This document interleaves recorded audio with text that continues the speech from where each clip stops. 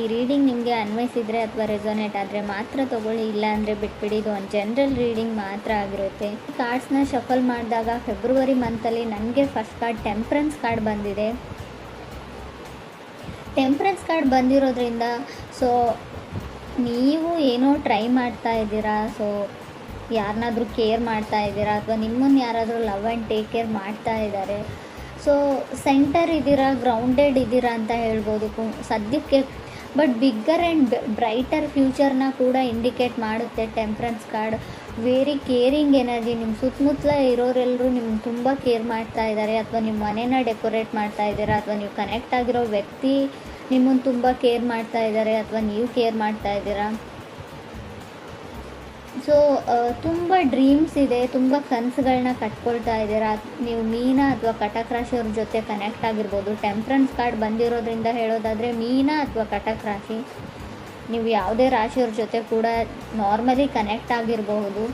Second card ನನಗೆ ಏಸ್ of cups ಬಂದಿದೆ. ಏಸ್ of cups ಬಂದಿರೋದ್ರಿಂದ ಡೂ ಓವರ್ ಅಗೇನ್ ಅಂತ ಹೇಳುತ್ತೆ. ಮಾಡಿರೋ ಕೆಲಸನೇ ಮತ್ತೆ ಮಾಡಬೇಕಾಗುತ್ತೆ, ಅದು ಯಾವುದೇ ವಿಷಯದಲ್ಲಿ ಆಗಿರ್ಬೋದು. ಸೊ ಫೀಲ್ ಗುಡ್ ಎನರ್ಜಿ ಇದೆ ಅಂತ ಹೇಳ್ಬೋದು. ಒಂದು ಸಮೃದ್ಧತೆ ಅಂತ ಕರಿತೀವಿ ನಾವು, ಏನೋ ಒಂದು ನೆಮ್ಮದಿ, ಫೀಲ್ ಗುಡ್ ಎನರ್ಜಿ ನಿಮ್ಮ ಮುಖದಲ್ಲಿದೆಯೋ ಅಥವಾ ನಿಮ್ಮ ಪಾರ್ಟ್ನರ್ ಮುಖದಲ್ಲಿದೆಯೋ.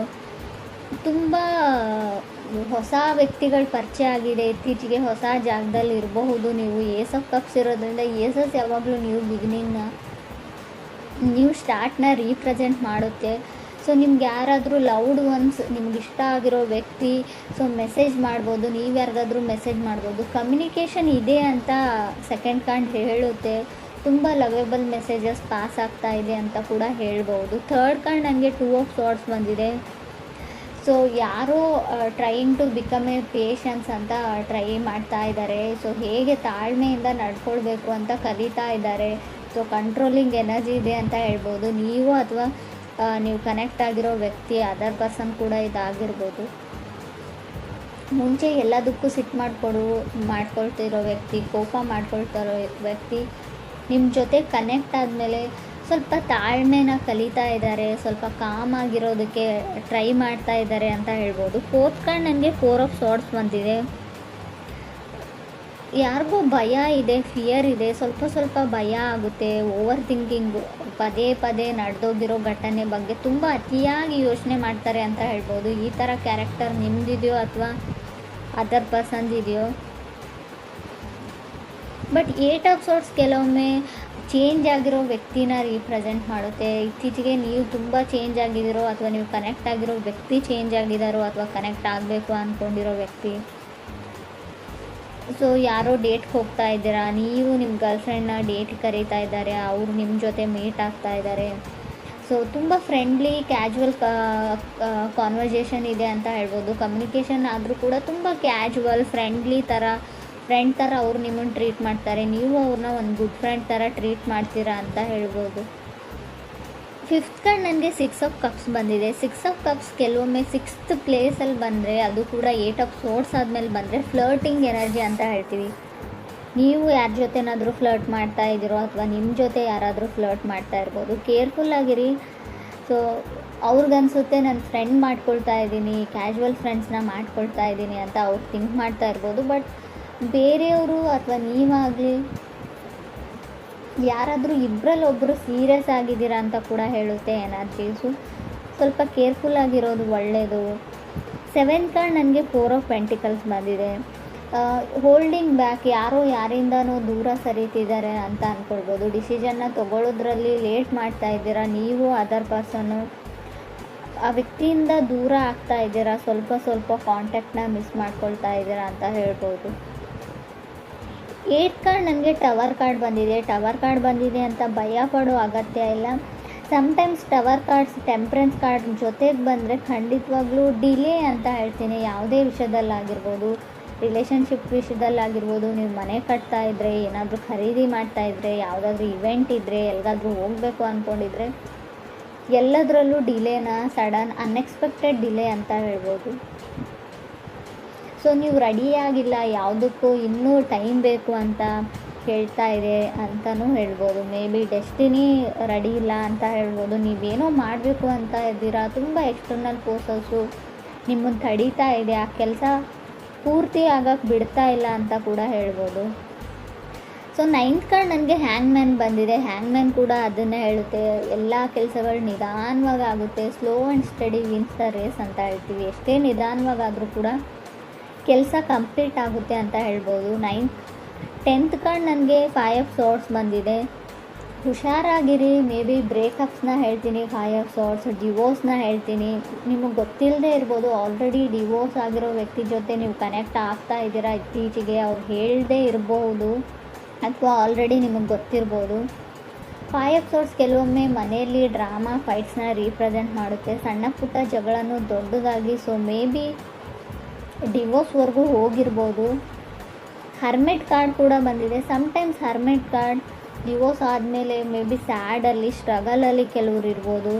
ಫೈಟ್ ಫಾರ್ ಲವ್ ಅಂತ ಹೇಳುತ್ತೆ ಹರ್ಮೆಟ್ ಕಾರ್ಡ್.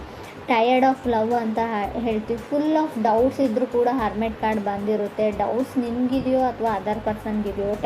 11th ಹರ್ಮೆಟ್ ಕಾರ್ಡ್ ಇರೋದ್ರಿಂದ ಖಂಡಿತವಾಗ್ಲೂ ನೀವು ಡಿಪ್ರೆಷನ್ ಲೆವೆಲ್ಗೆ ಹೋಗಿರ್ಬೋದು. ಕೆಲವರು ತುಂಬ ಓವರ್ ಥಿಂಕಿಂಗ್, ತುಂಬ ಯೋಚನೆಯಲ್ಲಿ ಕೂಡ ಕೆಲವರು ಇದ್ದೀರಾ ಅಂತ ಕಾರ್ಡ್ ಹೇಳುತ್ತೆ. ಕೆಲವ್ರಿಗೆ ವೆಕೇಷನ್ನ ಅಗತ್ಯ ಇದೆ ಅಂತ ಹೇಳ್ಬೋದು. 2 ಆಫ್ ಸಾರ್ಟ್ಸ್ ಓವರ್ ವರ್ಕ್ನ ಕೂಡ ಸೆಕೆಂಡ್ ಕಾರ್ಡ್ ರೀಪ್ರೆಸೆಂಟ್ ಮಾಡೋದ್ರಿಂದ ಎಲ್ಲಿಗಾದರೂ ಟ್ರಿಪ್ ಹೋಗಿ ಸ್ವಲ್ಪ ಬ್ಯುಸಿಯಾಗಿ ಬೇರೆ ಜಾಗದಲ್ಲಿ ಟೈಮ್ನ ಸ್ಪೆಂಡ್ ಮಾಡಿ ಅಂತ ಹೇಳ್ಬೋದು. ಇನ್ಕಮ್ ಚೆನ್ನಾಗಿದೆ ಅಂತ ಹೇಳ್ತೀನಿ. ಫೈನಾನ್ಷಿಯಲಿ ನನಗೆ ಇನ್ಕಮ್ ತುಂಬ ಚೆನ್ನಾಗಿದೆ ಅಂತ ಕಾಣಿಸ್ತಾ ಇದೆ. ಸೊ ನಿಮ್ಮದೇ ಕೆಲಸ ಮಾಡೋ ಜಾಗದಲ್ಲಿ ನೀವು ತುಂಬ ಬ್ಯುಸಿಯಾಗಿದ್ದೀರಾ, ಓವರ್ ವರ್ಕ್ ಮಾಡ್ತಾಯಿದ್ದೀರಾ, ತುಂಬ ರೆಸ್ಪಾನ್ಸಿಬಿಲಿಟೀಸ್ ಇದೆ, ಬ್ಲಡ್ ಪ್ರೆಷರ್ ಜಾಸ್ತಿ ಆಗ್ತಾ ಇದೆ, ಟೆನ್ಷನ್ ಇದೆ, ಡಿಪ್ರೆಷನ್ ಇದೆ. ಸೊ ಮೇ ಬಿ ಇದು ನೀವು ಕೆಲಸ ಮಾಡೋ ವಿಷಯಕ್ಕೆ ಸಂಬಂಧಪಟ್ಟಿರುತ್ತೆ ಅಂತ ಹೇಳ್ಬೋದು. ವೆಕೇಷನ್ನ ಅಗತ್ಯ ಇದೆ ನಿಮಗೆ, ಸ್ವಲ್ಪ ಟೈಮ್ ತೊಗೊಳ್ಳಿ, ಹೊರಗಡೆ ಎಲ್ಲಾದರೂ ಹೋಗಿ. ಸೊ ಕೆಲವ್ರು ರೆಡಿಯಾಗಿದ್ದೀರಾ, ಕೆಲವ್ರದ್ದು ಮದುವೆ ಕೂಡ ಫಿಕ್ಸ್ ಆಗಿದೆ ಅಂತ ಅಂದ್ಕೊಳ್ತೀನಿ ನಾನು. ಏಸ್ ಆಫ್ ಕಪ್ಸ್ ಇರೋದ್ರಿಂದ ಆಲ್ರೆಡಿ ಮದುವೆ ತುಂಬ ರೀಸೆಂಟಾಗಿ ಮದುವೆ ಆಗಿರ್ಬೋದು. 15 days 1 ಮಂತಲ್ಲಿ ಕೆಲವ್ರು ಮದುವೆ ಇರ್ಬೋದು ಮುಂದೆ, ಅಥವಾ ಆಲ್ರೆಡಿ ಮದುವೆ ಆಗಿರಬಹುದು ಅಂತ ಹೇಳ್ತಾ ಇದೆ. ಮೇ ಬಿ ಇದು 1.5 ಡೇದು ಕೂಡ ನಾನು ಕೌಂಟ್ ಮಾಡ್ತೀನಿ. 2 days ಆಯಿತು, 1 days ಆಯಿತು, ಗೊತ್ತಿಲ್ಲ ನನಗೆ. ನಾನು ರೀಡಿಂಗ್ ನೋಡುವಾಗ ಇದು ನಿಮ್ಗೆ ಅನ್ವಯಿಸುತ್ತೆ ಅಂತ ಅಂದ್ಕೊಳ್ತೀನಿ. ಕೆಲವ್ರು ತುಂಬ ಖುಷಿಯಾಗಿದ್ದೀರಾ, ಕೆಲವರು ತುಂಬ ನರ್ವಸ್, ಫಿಯರ್ ಅಂತ ಆಗಲೇ ಹೇಳಿದೆ ನಾನು. ತುಂಬ ಭಯದಲ್ಲಿದ್ದೀರಾ. ಕೆಲವರು ಭಯ ನಿಮಗಿದೆಯೋ ಅಥವಾ ನಿಮ್ಮ ಪಾರ್ಟ್ನರ್ಗಿದೆಯೋ, ತುಂಬ ನರ್ವಸ್ನೆಸ್ ಇದೆ, ಭಯ ಇದೆ ಅಂತ ಕೂಡ ಕಾರ್ಡ್ಸ್ ಹೇಳ್ತಾ ಇದೆ. ಬಟ್ ಟವರ್ ಕಾರ್ಡ್ ಇರೋದ್ರಿಂದ ಹೆಲ್ತಿನ ವಿಚಾರದಲ್ಲೂ ಕೂಡ ನೀವು ತುಂಬ ಗಮನ ಕೊಡಬೇಕು. ಅನ್ಎಕ್ಸ್ಪೆಕ್ಟೆಡ್ಲಿ ಹೆಲ್ತ್ ಹಾಳಾಗುವಂಥ ಚಾನ್ಸಸ್ ಇದೆ. ಸೊ ಹಾಸ್ಪಿಟ್ಲಿಗೆ ಹೋದ್ಮೇಲೆ ನೀವೇನೋ ಮಾಡೋಕ್ಕೆ ಹೋಗಿ ಏನೋ ಆಗ್ಬೋದು, ಅದು ಸರ್ಜರಿನೋ ಅದು ಇದು ಅಂತ ಹೇಳಿರ್ತಾರೆ. ಬಟ್ ಸಮಥಿಂಗ್ ವೆಂಟ್ ರಾಂಗ್ ಅಂತ ಹೇಳುತ್ತೆ. ಆಲ್ರೆಡಿ ಕೆಲವರಿಗೆ ಅದು ಅನುಭವಕ್ಕೆ ಬಂದಿರ್ಬೋದು ಕುಂಭರಾಶಿಯವರಿಗೆ ಅಂತ ಅನಿಸುತ್ತೆ. ಏನೋ ಸ್ಕಿನ್ ಇನ್ಫೆಕ್ಷನ್ನು, ಕೈಯಲ್ಲೇನೋ ಇನ್ಫೆಕ್ಷನ್ನು, ಸ್ಕಿನ್ ಎಲ್ಲ ಫರ್ಜಿಂಗ್ ಆಗ್ತಾ ಇದೆ, ಸಿಪ್ಪೆ ಥರ ಬರ್ತಾ ಇದೆ, ಬೆಳಗಳಿಗೆ ಏನೋ ಆಗಿದೆ. ಸೊ ಏನೋ ಸಣ್ಣ ಪುಟ್ಟ ಇನ್ಫೆಕ್ಷನ್ಸ್ ಆಗುವಂಥ ಚಾನ್ಸಸ್ ಕೂಡ ಇದೆ. ನನಗೆ ಗೊತ್ತು ಇದು ಲವ್ ಲೈಫ್ ರೀಡಿಂಗ್, ಆದರೂ ಕೂಡ ಕಾರ್ಡಲ್ಲಿರೋದನ್ನು ನಾನು ಹೇಳ್ತಾ ಇದ್ದೀನಿ. ಮೇ ಬಿ ಕೆಲವ್ರಿಗೆ ಉಪಯೋಗಕ್ಕೆ ಬರುತ್ತೆ ಇದು ಕೂಡ ಅಂತ ಅನಿಸುತ್ತೆ.